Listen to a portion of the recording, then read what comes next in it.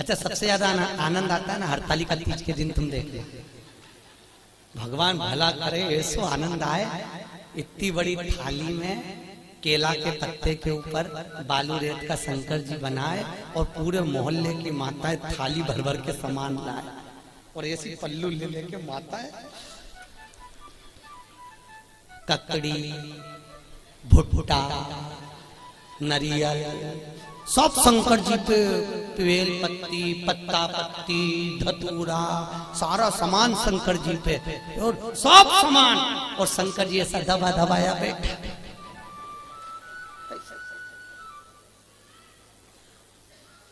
पार्वती जी बोली हटाऊं क्या? शंकर जी बोले धरे रहने दे, अब तो सुबह 4 बजे हटेगा। और ये पूरी रात भजन गाती फिरे, तांबा का हंडा तातो धरो पानी। शंकर जी बोले रहने दे, सुबह से लेकर शाम तक में 25 बार नहवा दी।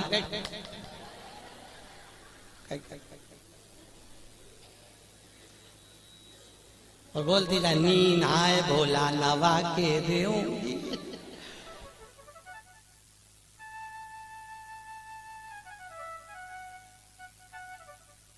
इससे ज्यादा आनंद आवे तो कावड़ यात्रा में तुम देखना, और ऐसी भीड़ और लोग कावड़ ले लेके और भगवान पे जो गंगा जल फेंके, जो यहाँ की कावड़ तो हमने नहीं देखी कि यहाँ पर पानी कैसे चढ़ाने देते हैं, पर काशी में तो ऐसी भीड़ आती है और गंगा जली ले लेके पानी भगवान शंकर पे फेंकते हैं, और कहीं कहीं का तो गंगा जली। और पार्वती जी माँ पीछे कांच में बैठी और बैठी बैठी के भोलेनाथ जी क्या स्थिति है। शंकर भगवान बोले आन दो, अपन तो बैठे।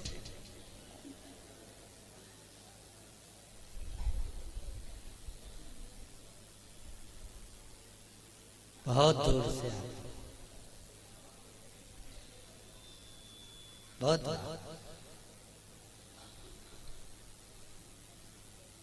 और आनंद इतना रहे ना। हरतालिका तीज के दिन माताएं दो सुबेरे से लेके 12:30 बजे तक बहुत अच्छी दिखती है। सुबह से दोपहर के 12:30 बजे तक, 12:30 के बाद तो पलंग पे मिलती पट्टा बांध के।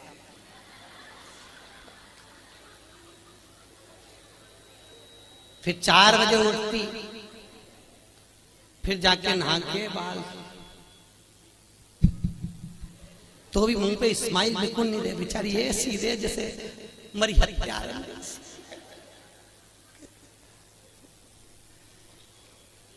और फिर भी फोन लगा के पूछते थे चाची जी पंडित जी कितनी बजे आएगा, पंडित जी कितनी बजे आएगा। और पहली पूजन पे चाय पी गई। पहली पूजन के बाद हमने पूछा माता जी इसमें तो लिखा है कि दूध पिए तो बिल्ली बने, सोए तो अजगरी बने, बोले तो मेंढकी बने, तो तू तो चाय पी रही, किताब में चाय का नहीं लिखा। हमने भी डबल से पढ़ी हरतालिका तीज की किताब, तो हमने देखा वास्तव में हमें चाय का नहीं था। ये माता इतनी चतुर, जो चीज का नहीं लिखे वो निपटा जाए। इसलिए किताब छापने वाले ने भी अच्छा करा, सब चीज लिख दी। सोए तो ऐसा, दूध पिए तो ऐसा, बेचारे को नहीं मालूम होगा कि चाय भी चलेगी, तो वो भी लिख देता।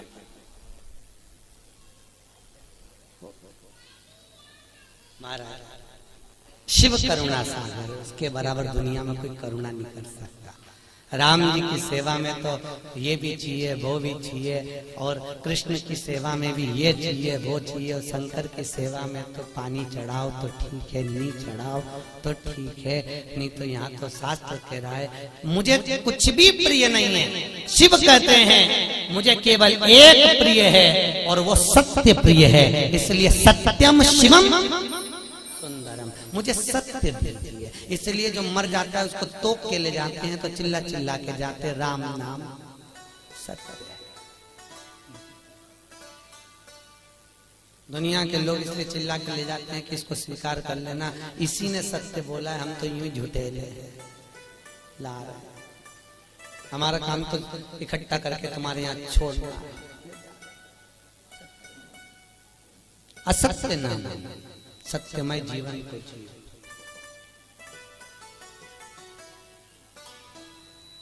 यहाँ पर इंदौर से माताएं कथा सुनने आ रही हैं। कल उनके मिस्टर से मैंने उनके बेटे से बात करी थी। आप क्या पेशा है आपका, सर्विस क्या है आपकी? कहीं इंदौर कोर्ट में हम वकील हैं। ठीक है, तो पर गुरुजी 4 महीने से कथा, हमने कोर्ट की नौकरी छोड़ दी, हमने वकालत छोड़ दी। हमने पूछा क्यों? शिव महापुराण की कथा में आप बोलते हो कि सत्यमय जीवन जियो और वकील बन जाते हैं, तो इतना झूठ बोलना पड़ता है, इतना झूठ बोलना पड़ता है, परिवार चलाना पड़ता है। आज भी वो माताएं आई हैं, आज भी वो भैया आया होगा कि नहीं आया होगा? आया आए, आज भी वो कथा में आया। कहे गुरुजी मैं दूसरी नौकरी कर लूंगा, पर झूठ बोलने की नौकरी नहीं चाहिए मुझे, क्योंकि मुझे जाना उसके पास में है, तो मुंह भी उसको दिखाना पड़ेगा। और अगर मेरी जिंदगी, और आपसे भी निवेदन है, तुम झूठ बोल रहे हो अपने परिवार को पालने के लिए चलेगा, पर थोड़ा सा सत्यमय जीवन जी लो। हफ्ते भर में एक दिन ऐसा बनाना जिंदगी में कि आज मैं दिन भर झूठ नहीं बोलूंगा, चाहे मोबाइल हो चाहे परिवार हो, बिगड़े काम बिगड़ जाए पर झूठ नहीं बोलूंगा। अपने जीवन को आज मैं सत्यमय जीऊंगा। केवल सत्यनारायण की कथा कराने से, शंकर पे पानी चढ़ाने से शंकर नहीं मिलेगा भाई। थोड़ा जीवन को सत्यमय जीना पड़ेगा। बहुत जीवन को तुमसे नहीं बनता, स्पष्ट कह दो मेरे से ये काम नहीं बनता, बनता तो करो सत्यमय जीवन जियो, झूठ नहीं, झूठ नहीं। मेरे को आता ही नहीं, जो आता वो आया, सामने आया, जो चीज है वो सामने। सत्यमय जीवन जियो, बहुत अच्छा लगेगा आपको। आपकी जिंदगी में आप सुंदरता प्राप्त करें। सत्यम शिवम सुंदरम, अगर सत्य बोलोगे तो शिव मिलेगा, और शिव मिल गया तो जीवन सुंदर हो जाएगा। क्यों जीना सत्यता में, क्यों जीना सत्य? असत्य के चक्कर में एक गांव के पंडित जी मर गए, बहुत विद्वान कथाकार, बड़े विद्वान प्रखर, और मर गए तो नरक में चले गए। अब गांव के 2-4 लोग और मर के नरक में गए, तो नरक में गए तो पंडित जी मिल गए। तो गांव के लोगों ने कहा पंडित जी तुम तो हमारे गांव के इतने विद्वान पंडित जी थे, तुम तो खूब पूजन पाठ करते थे, फिर नरक कैसे चले गए? पंडित जी बोले ये मैं खुद नरक नहीं आया, पत्नी के चक्कर में आया। तो पत्नी ने कहा नरक भेज दिया तुमको? वो रोज तैयार होके आके मुझसे पूछती थी मैं कैसी लग रही, तो मुझे रोज कहना पड़ता था तू बहुत जोरदार लग रही, भले वो बेकार दिखे पर कहना तो अच्छा। तो ये झूठ बोलने के चक्कर, तो माताओं से निवेदन है आधे से ज्यादा पति तो तुम्हारे चक्कर में नरक जा रहे। जी जियो, तुम लोग पूछो ही मत करा करो कि मैं कैसी लग रही। और कहीं का पड़ गया एक आध माथा तो एक वो कहे ना, एक कहावत है ना, पति तैयार हो रहा था और पत्नी सज धज के, वो पति ऑफिस जा रहा जूता पहन के, और ये वहां आके खड़ी होगी, ए जी मैं कैसी लग रही, मैं कैसी लग रही? पति जूता बांध के जा रहा था ऑफिस, बेचारा बैग उठा के, फिर पूछा बोला तो सनी में कैसी लग रही? पति बोला ऐसी लग रही जैसे हरी घास में भैंस चल रही।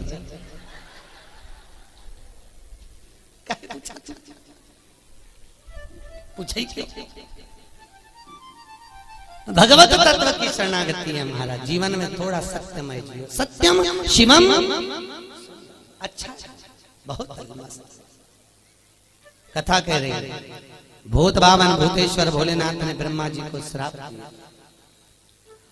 देवताओं ने मिलकर ब्रह्मदेव के लिए आदर करा, भगवान शंकर की पूजन करी। भगवान शिव ने कहा नारायण ये ब्रह्मा जी का सिर कटा है, ब्रह्मा जी के कटे हुए सिर से बट वृक्ष उत्पन्न होगा। कौन सा वृक्ष?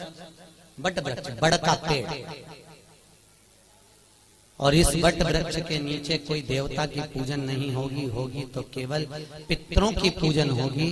और मैंने इस ब्रह्मा के मुख को बड़ का पेड़ बनाया है, इसलिए मैं इस पेड़ के नीचे विराजमान रहूंगा। मेरा नाम बटकेश्वर महादेव रहेगा। कौन सा महादेव? बटकेश्वर। यहाँ पर भी होंगे बटकेश्वर महादेव कहीं ना कहीं। महाराज बड़केश्वर महादेव, जो घर में चिड़चिड़ापन रहता है, क्रोध रहता है, झगड़ा होता है, क्लेश मचा होता है, घर में शांति नहीं रहती, तो बड़केश्वर महादेव के मंदिर में जो जलाधारी होती है, उस जलाधारी में अपना नाम और गोत्र बोलकर बेलपत्री की डंडी को फंसाकर उसमें 1 लोटा पानी और दूध चढ़ाकर आ जाइए, घर में शांति हो जाती है, कभी क्लेश नहीं मचेगा। सोमवार की अष्टमी के दिन यह क्रम किया जाता है। कौन से दिन? जम के बोलिए। सोमवार की अष्टमी, बड़केश्वर महादेव के मंदिर। बड़केश्वर शिव को भगवान ब्रह्मा का मुख बड़का हो गया। समय आया, ब्रह्मा जी ने सृष्टि की रचना आगे बढ़ गई। भगवान विष्णु ने ब्रह्मा जी से कहा, ब्रह्मदेव सृष्टि की रचना करिए। शंकर जी से पूछा, ब्रह्मा जी ने सृष्टि कैसी रचना है? भगवान भोलेनाथ ने अपना अर्धनारेश्वर स्वरूप का दर्शन दिया। आधा पुरुष आधा स्त्री, आधा शिव आधा पार्वती के रूप में भगवान दर्शन दिए और कहा, इस रूप को ब्रह्मा जी देख लो और ऐसी सृष्टि की रचना कर दो। आधे पुरुष आधे स्त्री बना दो। ब्रह्मा जी पुरुष और स्त्री का निर्माण कर रहे थे। उन्होंने कहा, शंकर जी ने कहा आधा पुरुष आधा स्त्री बना दो, तो ब्रह्मा जी ने दोनों को भेले करके बना दिया। शंकर जी और पार्वती जी का जो स्वरूप का दर्शन करा, तो पुरुष और स्त्री को दोनों को जोड़कर बना दिया। जैसे जोड़कर बनाया तो ब्रह्मा जी ने चारों तरफ किन्नर ही किन्नर उत्पन्न कर दिए। चारों तरफ किन्नरों की सृष्टि हो गई। सबसे पहली पृथ्वी पर अगर कोई सृष्टि की रचना हुई थी तो उसके निर्माता ब्रह्मा, और ब्रह्मा ने अगर पहली सृष्टि रची थी तो वो किन्नर की थी। किनकी सृष्टि थी? जम के बोलिए। किन्नरों की सृष्टि। चारों तरफ किन्नर ही किन्नर हो गए। जब किन्नर ही किन्नर चारों तरफ हो गए, इतने में वहीं से भगवान शंकर और भगवान विष्णु निकल कर आ रहे थे। भगवान विष्णु ने कहा, चलो प्रभु सृष्टि की रचना हो गई होगी, देख लेते हैं। भगवान नारायण ब्रह्म शंकर जी के साथ जैसे नीचे आए, आकर देखा तो किन्नर ही किन्नर नजर आए। जैसे ही किन्नरों को देखा, इतने में भगवान विष्णु ठाका लगाकर हंस दिए। भगवान शंकर को बुरा लग गया। शंकर जी ने कहा, नारायण तुम क्यों हंस रहे हो? अरे प्रभु, ब्रह्मा जी से कहा था सृष्टि की रचना करो, आधे पुरुष आधे स्त्री बनाना, उन्होंने जोड़कर बना दिया, दोनों को पुरुष स्त्री किन्नर बन गए। शंकर भगवान बोले, गलती किससे नहीं होती? ब्रह्मा से गलती हुई है तो सबरेगा, सुधरेगा। पर ब्रह्मा जी से गलती हुई है, पर भगवान नारायण तुम इन किन्नरों पर हंसे हो, तुम्हें भी पृथ्वी पर जाकर किन्नर बनना पड़ेगा। किसको? जम के बोलिए। भगवान नारायण, तुम्हें पृथ्वी पर जाकर किन्नर बनना पड़ेगा। भगवान विष्णु ने क्षमा मांगी, प्रभु क्षमा कर दीजिए। नहीं, शंकर जी बोले, आप हंसे हो इन किन्नरों पर, तो तुमको किन्नर तो बनना पड़ेगा। और याद करो वो चरित्र, जब भगवान विष्णु किन्नर बने थे। कथा सुनी होगी आपने महाभारत की, कि द्रौपदी को जब लेकर आए अर्जुन, और अर्जुन जब द्रौपदी को लेकर आए तो माता कुंती ने भोजन बनाते बनाते कह दिया, 5 बांट। अर्जुन ने कहा, द्रौपदी मेरी माँ ने कहा है तुम्हें 5 पतियों की पत्नी बनना पड़ेगा। द्रौपदी ने कहा, बन जाऊंगी, पर शर्त एक है, एक पति के साथ में 1 साल रहूंगी, और मेरे पति के कमरे में अगर कोई दूसरा पति आ गया तो उसको 5 वर्ष के लिए बन जाना पड़ेगा। अगर आप मंजूर करते हो तो मैं 5 पतियों की पत्नी बनने को तैयार हो जाता। द्रौपदी ने 5 पतियों के साथ में फेरे लिए, रहने लगी। आज भीम के साथ में द्रौपदी रह रही थी, और भीम के साथ द्रौपदी रह रही, और इतने में अर्जुन के पास में एक ब्राह्मण आकर बोला, अरे महाराज मेरे बच्चे को शेर उठा कर ले गया, बचाइए मेरे बच्चे को। और इतने में अर्जुन गया, मेरा गांडीव कहाँ है? गांडीव तो भीम के कमरे में था। और अर्जुन गया और भीम के कमरे से गांडीव लेकर आ गया, और लेकर आया, बच्चे को बचा लिया। पर द्रौपदी हाथ जोड़कर खड़ी हो गई, तुम्हें 5 साल के लिए बन जाना पड़ेगा। अर्जुन 5 वर्ष के लिए बन चले गए। नागों की कन्या उलूपी के साथ में अर्जुन ने शादी कर ली। अर्जुन का एक लड़का हो गया जिसका नाम था अरावण। क्या नाम था? जम के बोलो। अरावण। क्या नाम है? अरावण। अर्जुन का लड़का हो गया। अर्जुन वापिस आ गए। जब कौरव और पांडवों का युद्ध चालू हुआ तो कुरुक्षेत्र की भूमि, युद्ध की भूमि को प्रसन्न करने के लिए चंडी को प्रसन्न करना था, और चंडी को प्रसन्न करने के लिए नियम था कि जब युद्ध प्रारंभ होगा तो दोनों तरफ से परिवार में से एक एक बलि देना पड़ेगा किसी व्यक्ति की। कौरव तो खुश हो गए, हम तो 100 भाई, एक मर गया तो 99 बच जाएंगे, पर पांडवों का क्या होगा, 5 में से एक मर गया, 4 ही बच पाएंगे। भगवान कृष्ण को नींद नहीं आ रही, बेचैनी बनी हुई है। अर्जुन से कहा, अर्जुन तुम 5 में से किसी को मरता हुआ नहीं देख सकता। अर्जुन ने कहा, स्वामी किसी को तो मरना पड़ेगा, बलि तो देना है चंडी को प्रसन्न करने के लिए परिवार का। कौन देगा बलि? एक मरना। अर्जुन याद कर, तू वन गया था तो तेरा लड़का हुआ था, तो जा उस लड़के को लेकर। अर्जुन गया वन में, जब तक लड़का बड़ा हो गया था रावण, उसको लेकर आ गया। रावण, हमें युद्ध में तुम्हारी जरूरत है। उसने कहा, पिताजी चिंता मत करो, मैं तुम्हारे लिए प्राण देने को तैयार हूं, मरने को तैयार हूं। रावण आया, भगवान द्वारकाधीश ने कहा, रावण तुम कहते हो कि मैं प्राण देने को तैयार हूं, तुम्हारे प्राण चाहिए। रावण कहता है, युद्ध के मैदान में मैं मरने को तैयार हूं दादा, मैं मर जाऊंगा। भगवान कृष्ण ने कहा, युद्ध के मैदान में तुमसे युद्ध नहीं लड़वाना, चंडी को प्रसन्न करने के लिए कौरव और पांडवों में से एक एक बलि जाना है। कौरव अपने भाई की बलि दे रहे हैं, तो हमको तुम्हारी बलि देना है। रावण कहता है, दादा मरने को तैयार हूं, परंतु एक दिक्कत है। क्या? अगर मैं कुंवारा मर गया तो ना तो मुझे पिंड मिलेगा, ना मुझे तर्पण मिलेगा। 16 सनात का भोजन कभी कुंवारे मरे हुए व्यक्ति को प्राप्त नहीं होता, जो कुंवारी अवस्था में मर गया। ना तो मुझे पिंड मिलेगा, ना तर्पण मिलेगा। मैं आहूत बन जाऊंगा, मैं वासुक बन जाऊंगा, मैं फिरता फिरूंगा प्रेत योनि में, मेरी मुक्ति नहीं होगी। एक काम करिए, मेरी शादी कर दो, फिर मैं मर जाऊंगा। भगवान ने कहा, अर्जुन देखो, कल इसकी बलि चढ़ना है और एक रात के लिए इसकी शादी करना है, जल्दी लड़की ढूंढो। पूरे हस्तिनापुर में लड़की ढूंढी, पर लड़की नहीं मिली। रात्रि के 11 बज गई, कन्या प्राप्त नहीं हुई। भगवान को चिंता लग गई, अगर इसका विवाह नहीं होगा तो ये मरेगा नहीं, और मरेगा नहीं तो बलि कौन की चढ़े। तो भगवान कृष्ण को याद आया कि मुझे शंकर जी ने किन्नर बनने का श्राप दिया था। शंकर भगवान के वचन को निभाने के लिए भगवान एक रात के लिए उस रावण के पत्नी बन गए। आज भी किन्नरों की शादी होती है एक घड़े से, एक रात का विवाह होता है उनका। उस घड़े का नाम रहता है आरावन। क्या नाम है? किन्नरों के पति का नाम है आरावन। उस घड़े से विवाह होता है, फिर घड़े से ही वो मांग भरते हैं, घड़े से ही मंगल सूत्र पहनते हैं। इसलिए हमारे यहाँ किन्नर मांग भी भरते हैं, मंगल सूत्र भी पहनते हैं, हाथ में चूड़ी पहनते हैं, पाँव में बिछूड़ी पहनते हैं। तो कई लोगों के मन में आता है इनका पति कौन है? इनका पति आरावन। एक रात्रि का विवाह किया जाता है इनका, एक रात। और उस आरावन का विवाह भगवान द्वारकाधीश के साथ में हुआ। किन्नर भगवान को बनना पड़ा, प्राण छूटे उस आरावन के। भगवान फूट फूट कर रोए। भगवान ने ये लीला शिव जी के वचन को निभाने के लिए। किन्नर शास्त्र कहता किसी पर मत हंसो जिंदगी में कभी। ना जाने कौन सी घड़ी, किस पल, किस जगह, किस स्थान पर हम हंस दिए और वो बुरा बुरा हो गया। ना हंसिए, अपने को प्रसन्न रहना है, अपनी जगह पर रहिए। अपने को अलमस्त रहना, अपनी जगह पर रहिए। पर किसी को देखकर, किसी को उंगली उठाकर, किसी की ओर निगाह कर कर हमारे चेहरे पर प्रसन्नता का भाव नहीं होना चाहिए। उसको ना जाने कब ठेस पहुंच जाए। प्रसन्न बहुत।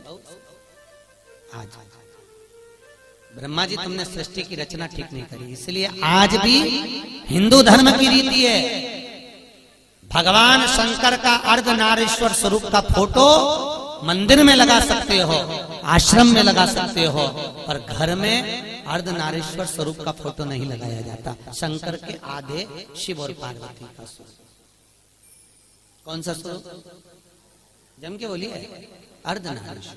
घर में नहीं लगता वो फोटो। अगर आपको लगेगा तो कहीं आश्रम में लग जाए, कहीं मंदिर में लग जाए, कहीं अन्य जगह पर लग जाए, और घर में अर्धनारीश्वर स्वरूप का फोटो नहीं लगाया जाए।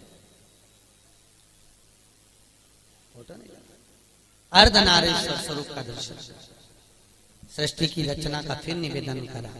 ब्रह्मा जी ने अपनी जंघा से मनु और शत्रुपा को प्रकट करा, उन्हीं की सृष्टि आगे बढ़ी। उत्तान पात प्रियवत कन्या देवहूति प्रसूति आपूति हुई। और कन्या प्रसूति का चरित्र वर्णन किया गया जो दक्ष प्रजापति के साथ में दिया। माता प्रसूति के गर्भ से कई बच्चों का जन्म हुआ, कई बच्चों ने जन्म लिया, पर जितने बच्चे लड़कों ने जन्म लिया उनको देवऋषि नारद ने सत्कर्म में लगा दिया, सबको भजन में लगाया, कीर्तन में लगाया, सबको सत्संग में लगाया। 60 कन्याओं का जन्म हो गया।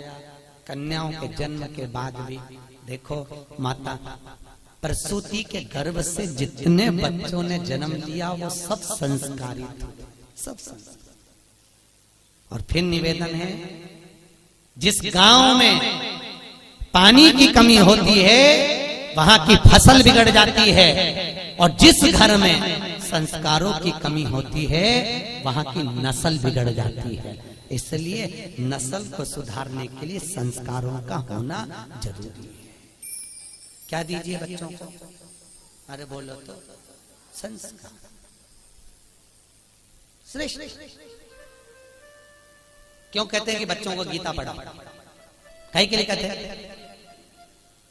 किस लिए कहते हैं? गीता पढ़ाने पर प्रेशर क्यों दिया जाता है? पढ़ाओ बच्चों को गीता। क्यों?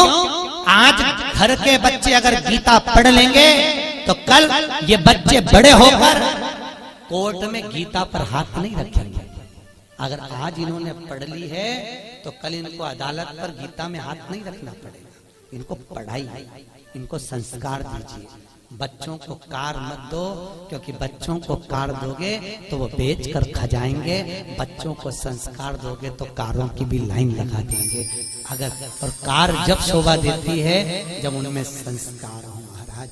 धन जब शोभा देता है जब आपके भीतर नम्रता हो साहब। मालूम पड़े पैसा बढ़ गया और अभिमान बढ़ गया, अहंकार बढ़ गया तो भगवान भी कहते हैं बढ़ने दो, बढ़ने दो। होता है, कई लोग कहते हैं महाराज हमारा पड़ोसी कभी अगरबत्ती नहीं लगा, हमारा पड़ोसी कभी मंदिर नहीं जा, और 4 चौगुना बढ़ते चले जाए। भगवान उसको खूब दे दिया, और हम तो रोज मंदिर जाएं, रोज अगरबत्ती लगाएं, रोज दिया बत्ती करें, रोज भगवान के मंदिर में पहुंचे तो भी हमको दुख मिल रहा, हमें तकलीफ। कहते कि नहीं कहते लोग? हम ही कष्ट में, हम ही परेशान। हम मंदिर जाते हैं, हम मंदिर जाए तो भी हम परेशान, और हमारा पड़ोसन, हमारी देवरानी, हमारी जेठानी, हमारे रिश्तेदार कभी मंदिर नहीं जाते तो बढ़ते करिए, बढ़ते करिए। तो ये चरित्र शिव महापुराण में लिखा है। एक बार भगवान विष्णु देवऋषि नारद के साथ पृथ्वी पर निकले। अच्छे से समझ लेना कि तुम्हें दुख क्यों मिल रहा है, और जिसको भगवान ने दिया तो उसको और क्यों दे दिया। अच्छे से समझ। विष्णु और लक्ष्मी, विष्णु और नारद निकले। निकलते समय नारद जी ने भगवान नारायण से कहा मुझे भूख लग रही है बहुत। भगवान ने कहा मुझे भी भूख लग रही है। सामने सेठ जी का घर है, चल वहां से कुछ खा लेते हैं। सेठ जी क्या पहुंचे, ब्राह्मण का रूप रखकर, सेठ जी भिक्षाम देही, सेठ जी भिक्षाम देही। सेठ जी पान चबाते चबाते बाहर निकल कर आए, क्या है? हमें भूख लग रही है महाराज, कुछ होए तो दे दीजिए। सेठ जी बोले तुम्हारा बाप रख के गया जो तुमको दे दो, निकलो यहां से बाहर, फिर ही फोकट का है, चलो। सेठ जी ने धक्के मारकर निकाल दिया। नारद जी भगवान नारायण से बोले प्रभु बहुत घोर अपराध हुआ है, अपना अपमान हुआ है, श्राप दो इसको, देव श्राप। ये सेठ कंगाल होना चाहिए, भिखारी होना चाहिए, देव श्राप। भगवान नारायण ने पीछे मुड़कर देखा, दोनों हाथ उठाकर कहा जा 4 चौगनी लक्ष्मी और बढ़े, तू और करोड़पति बनता चले जा, और धनपति बने। देवऋषि नारद ने भगवान विष्णु को देखकर कहा उसने तुम्हारा अपमान करा, उसने तुम्हें अपशब्द कहा और तुम उसको क्या करो 4 चौगनी लक्ष्मी और बढ़े। वो पहले से तो सेठ है, और सेठ बन जाए। हाँ बनने दे, चल। नारद जी को बुरा लग गया और आगे गए। भगवान के भूख लग रही, क्या करें? सामने एक बुढ़िया का मकान था, झोपड़ा।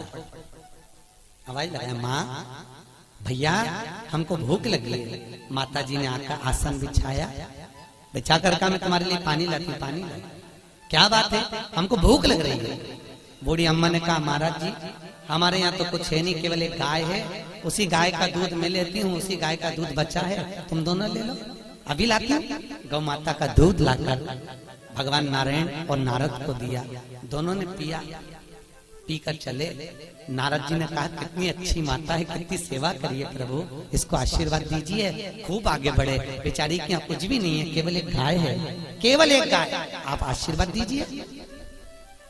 भगवान ने पीछे पलट कर देखा, दोनों हाथ उठाकर भगवान विष्णु बोले जा तेरी गाय मर जा, जा तेरी गाय मर जा। अब पहले से दुखी थी और दुख। देवऋषि नारद को बुरा लगा। नारद जी ने कहा प्रभु जिसको तुमने अपशब्द कहना था उसको अपशब्द नहीं कहा, और बेचारी बुढ़िया ने तुमको दूध पिलाया, बेचारी बुढ़िया ने तुमको पानी पिलाया, और तुम उससे कहते हो उसकी एक गाय और वो भी मर जाए, क्यों? भगवान बोले नारद तू मेरी लीला कभी नहीं समझ सकता, नारद तो मेरी लीला को नहीं समझ पाए। नारद ये जो बुढ़िया है ना, ये दिन रात मेरा भजन करती है, दिन रात मुझको भजती है, और अंतिम में इसके जब प्राण छूटेंगे, अगर इसकी गाय जीवित रहेगी तो इसके प्राण उसमें अटके रह जाएंगे। मेरी गाय किसके पास जाएगी, कसाई में काट दे ना जाने के, तो मैं इसके मरने से पहले इसका जंजाल मिटाना चाहता हूँ, इसलिए मैंने कह दिया तेरी गाय मर जा, तुम निर्मल मन से मेरे पास आ, मेरी होकर तो दूसरा जन्म नहीं होगा। और सेठ जी को धन बढ़ने का इसलिए कहा, अभी तेरे पास धन था और करोड़पति बन जा, तू पैसे को जोड़ जोड़ के जब मरेगा तो सांप बन के उसी घर में बैठा रहेगा, मेरे पास तक नहीं आएगा। बैठे और जोड़ और बड़े और बाद में सब बने, मेरे पास इसको दिया। कई लोग हमको मकान दिखाने ले जाते महाराज, कई लोग जैन साहब, कई लोग मकान दिखाने ले जाते हैं, और मकान दिखाने जब ले जाते हैं ये हमारे बड़े बेटे का रूम है, अच्छा ये छोटे का बेडरूम, अच्छा और ये मंजिले, अच्छा ये बेटे का, महाराज ये रूम हमारा, अच्छा। और उसी रूम में हॉल में एक छिपकली चिपकी थी। कौन चिपकी थी? छिपकली। हमने छिपकली को देखा तो हमसे जजमान ने पूछा महाराज आप रूम नहीं देख रहे, छिपकली को देख रहे। हमने कहा जैसे तुम कह रहे हो ये मेरा है, उसी तरह छिपकली भी कह रही ये मेरा है।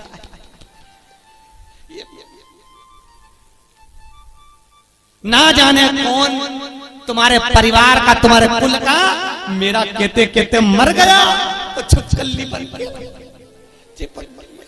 अभी भी नहीं छूट रहा, इसलिए वही चिपकी हुई है। उसको 25 बार भगा फिर आ जाता, मेरा घर मेरा घर। अब बताओ आप में से कौन कौन छिपकली बनना चाहता है?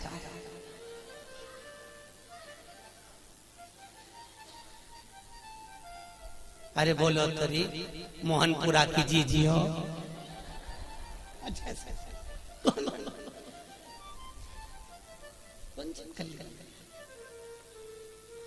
कभी मत कहो कि मेरा है, क्या लाए थे क्या? जाओगे मुट्ठी बांधे आए हाथ पसारे, जाओगे सब धरा रह जाएगा, एक से बढ़कर एक साड़ियां फालती को लगी की लगाई।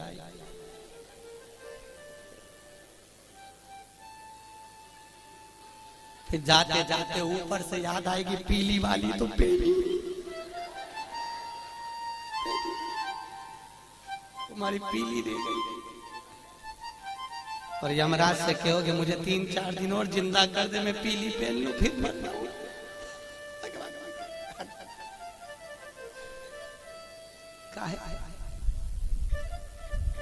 धरी पड़ी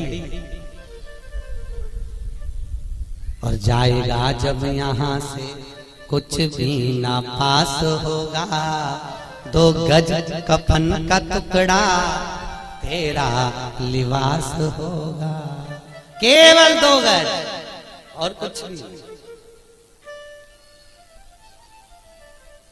कितनी जगह ट्रेन में सफर कराया?